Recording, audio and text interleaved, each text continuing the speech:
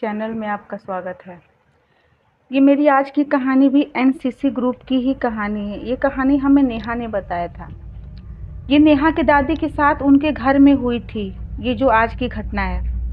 एक बात और कि मेरा मकसद अंधविश्वास फैलाना नहीं है। मैं भूतों प्रेतों को बढ़ावा नहीं देती, पर ये कहानी बिल्कुल सच्ची घटना है और ये किसी न किसी के साथ हो चुकी सारी कहानियाँ मैं आपको अपनी आवाज़ में ही सुनाती हूँ। तो आपको डरावनी और सच्ची कहानियाँ पसंद है तो प्लीज़ मेरे चैनल को सब्सक्राइब करें। तो नेहा की जो दादी थी उनके चाचा जी थे। चाचा जी की शादी के 20 साल बाद उनको एक बेटा हुआ। उन्होंने कई जगह मन्नत मांगी थी, बहुत पूजा पाठ किया, दान पुण्य किया, तब जाके उनके बेटे हुए थे। इसलिए वो अपने बेटे को बहुत ज़्यादा प्यार करते। जो भैया थे, जो दादी के भैया थे यानी चाचा जी के बेटे, उनका घर में सब लोग बहुत ही लाड करते।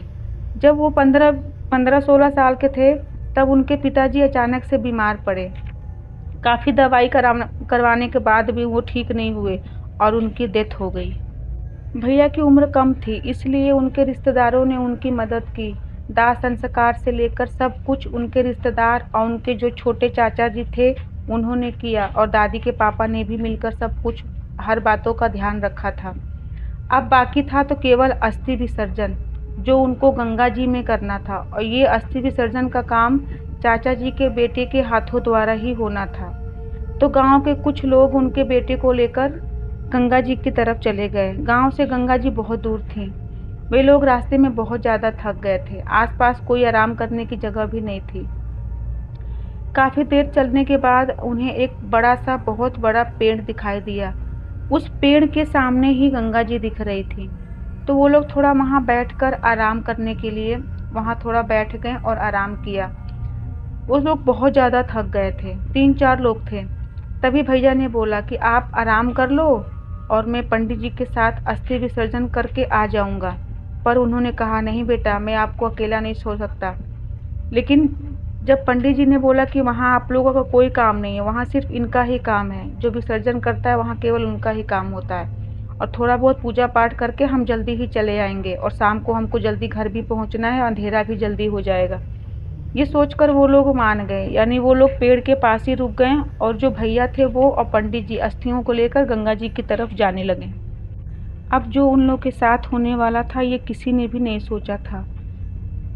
जब पंडित जी आगे चल रहे थे और भैया थोड़ा पीछे थे, बालू में चलने के कारण उनको दिक्कत हो रही थी, इसलिए भैया ने वो जो अस्थि विसर्जन का मटका था उसको अपने पीछे यानी पीठ पे लटका लिया।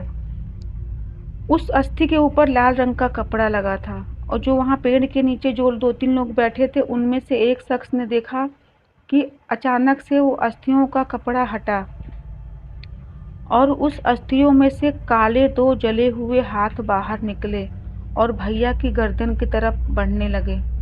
अचानक से फिर वो हाथ अंदर चले गए। जिसने ये चीज़ें देखी थी उनको अपनी आंखों पे बिल्कुल भी भरोसा नहीं हुआ। उन्होंने अपनी आंखों को मला और दोबारा देखा कि ये कैसे हो सकता है, ये क्या चीज़ है। उनको विश्वास ही नहीं हुआ कि जो उन्होंने देखा था वो ऐसा कुछ हो भी सकता है। उन्होंने दोबारा देखा। उन्होंने देखा कि फिर काले रंग का हाथ बाहर निकला और भैया की गर्दन की तरफ जाने लगा। अब तो उनको पक्का यकीन हो गया कि जो उन्होंने देखा है वो बिल्कुल सच है। वो बहुत ज़्यादा डर गए थे। इतना डर गए थे कि उनकी आवाज़ भी नहीं निकल रही थी। उनके जो पास बैठे थे उन लोगों का ध्यान उस तरफ नहीं था। तो उन्होंने एक एक किसी को यानी दादी के पापा को उधर देखने का हाथ से इशारा किया। वो डर के कारण बोल नहीं पा रहे थे। तो जब दादी के पापा ने उस तरफ देखा तो उस समय वो हाथ मटके में था। उन्हें कुछ साफ साफ नहीं दिखा, लेकिन थोड़ी देर बाद उस मटके से उंगलियां बाहर आईं। वो उंगलियां कुछ देर तक मटके से बाहर लटकी रहीं। फिर उसमें से हाथ निकला, 2 जले हुए काले हाथ, और भैया की गर्दन की तरफ बढ़ने लगे। दादी के पापा ने जब ये सारी चीज़ें देखी तो वो सन्न रह गए। वो बहुत ज़्यादा निडर थे, इसीलिए तो वो दौड़कर भैया को आवाज़ देते उनकी तरफ भागने लगे। ये सब अचानक से हुआ था, इसीलिए भैया और पंडित जी को इस बारे में कुछ नहीं पता था। जो दादी के पिताजी थे उन्होंने मटका भैया से छीना और थोड़ा आगे जाकर उन मटके को फेंक कर वापस दौड़े और उन दोनों से भी भागने के लिए बोला। भैया को और पंडित जी को इस बारे में कुछ पता ना होने के कारण, लेकिन उन्होंने सबको भागते देखा, इसलिए वो दोनों भी भागने लगे। लेकिन अचानक से जब सबने पीछे देखा तो भैया भाग ही नहीं पा रहे थे, उनका पैर ही नहीं उठ पा रहा था।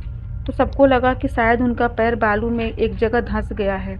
इसीलिए वो जो गांव के लोग थे वो भैया की तरफ आए और उनको उठा के ले जाने की कोशिश करने लगे, पर भैया इतने ज़्यादा भारी हो गए थे कि वो आगे बढ़ ही नहीं पा रहे थे और अचानक से बेहोश होकर वहीं गिर गए।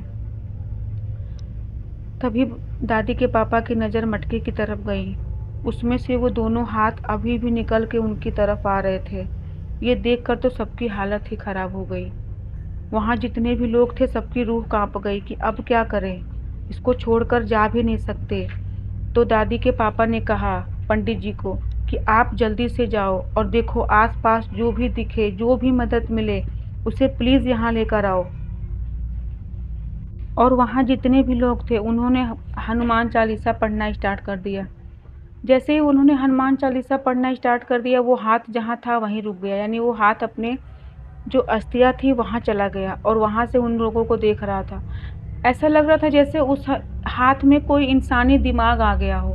वो मंत्र पढ़कर मंत्र सुनने के बाद पढ़ने से वो बिल्कुल वहीं रुक सा गया था, वो आगे नहीं बढ़ रहा था। लेकिन ऐसा भी नहीं था कि वो हाथ वहाँ से भाग गया हो या कहीं चला गया हो। ये सब देखकर वहाँ के जो लोग थे उनकी हालत आप बिल्कुल समझ सकते हैं कि उन लोगों ने इस जो उनके सामने जो हो रहा था उसको उन्होंने कैसे फेस किया होगा, ये तो वही जानते होंगे।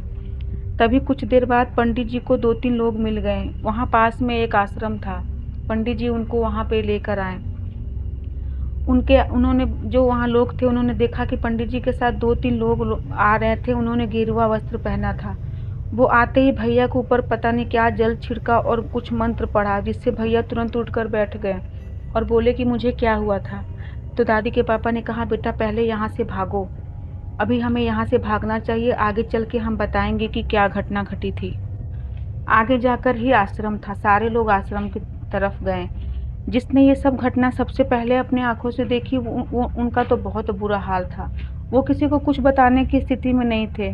तो दादी के पापा ने उन जो शिष्य थे आश्रम के उनको सारी बात बताई। उन्होंने कहा आप सही जगह आ गए हो, आपको अब यहाँ डरने की कोई ज़रूरत नहीं है, वो जो भी बला है वो यहाँ नहीं आएगी। फिर उनको एक जगह बैठने का स्थान दिया गया और बड़े गुरुजी को बुलाया गया। जब बड़े गुरुजी आए और भैया को देखा तो न जाने क्यों बड़े गुरुजी वहीं रुक गए और सबको दूर जाने के लिए बोला, यानी सारे लोगों को भैया के पास से हट जाने के लिए बोला। सारे लोगों ने ऐसा ही किया। गुरुजी कुछ देर बाद भैया के पास गए और उनके सर पे हाथ रखा और कुछ मंत्र पढ़ा। मंत्र पढ़ने से गुरुजी को अजीब सा झटका जैसा लग रहा था। फिर गुरुजी ने भैया को एक जगह आराम करने के लिए बोला और अपने मंदिर वाले कमरे में सबको लेकर आ गए। गुरुजी नहीं चाहते थे कि भैया ये सब बातें सुने। उनकी उम्र बहुत कम थी, शायद वो डर भी सकते थे, और भी कुछ बात होगी जो गुरुजी नहीं चाहते थे कि भैया ये सब बातें सुने।